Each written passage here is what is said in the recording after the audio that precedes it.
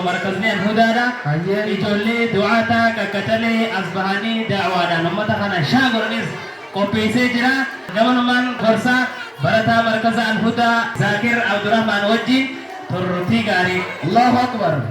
إيه خطيب دايرة هداو دعوة بريد دعاء سنيكو دي بسوتين ترتي غاري.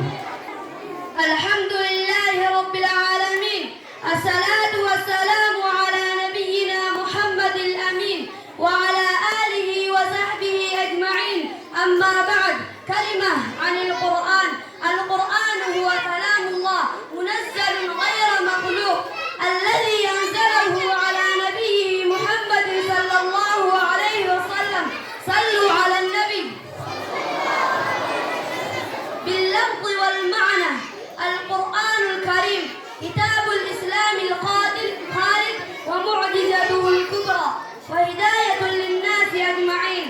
قال تعالى: كتاب أنزلناه إليك لتخرج الناس من الظلمات إلى النور.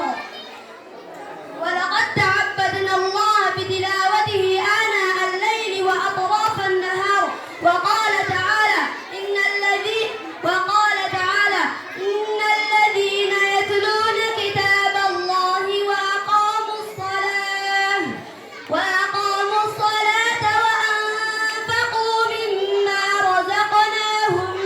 مما رزقناهم سرا وعلانية يرجون تجارة لن تبور. فيه تقويم للسلوك وتنظيم للحياة. من استمسك به فقد استمسك بالعروة الوثقى لا انفصام لها، ومن أعرض عنه وطلب الهدى في غيره فقد ضل ضلالا بعيدا. ولقد أعجز الله الخلق عن الإتيان بمثل أقصر سورة منه. وقال تعالى: وإن كنتم في ريب مما نزلنا على عبدنا فأتوا بسورة من مثله إن كنتم صادقين. القرآن مكتوب في المصاحف محفوظ في الصدور ومقروء بالألسنة ومسموع بالآذان فالاشتغال بالقرآن من أفضل العبادات ومن أعظم القربات. كيف لا يكون ذلك؟ وفي كل حرف منه 10 حسنات. هذا هو كتابنا، هذا هو دستورنا، هذا هو نبراسنا.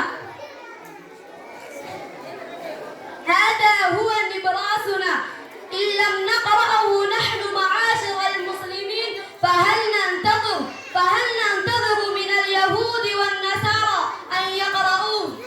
وقال تعالى: وقرآنا فرقناه للناس لتقرأه على الناس على مكث ونزلناه تنزيلا. فما أعظمه من أجر لمن قرأ كتاب الله وعكف على حفظه، فله بكل حرف 10 حسنات والله يضاعف لمن يشاء والله واسع عليم. قال عليه الصلاة والسلام: خيركم من تعلم القرآن وعلمه. وقال أيضا صلوات ربي وسلامه عليه: إن الله يرفع بهذا الكتاب أقواما ويضع به آخرين.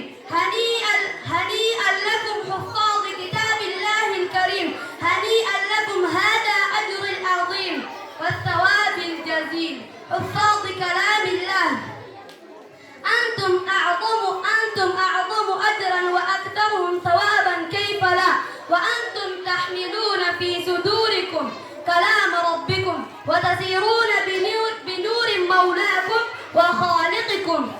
قال رسول الله صلى الله عليه وسلم: الذي يقرأ القرآن وهو ماهر به مع السفرة الكرام البررة، والذي يقرأ القرآن ويتتعدى فيه وهو عليه شاق له أجران. اللهم اجعل القرآن العظيم ربيع قلوبنا ونور صدورنا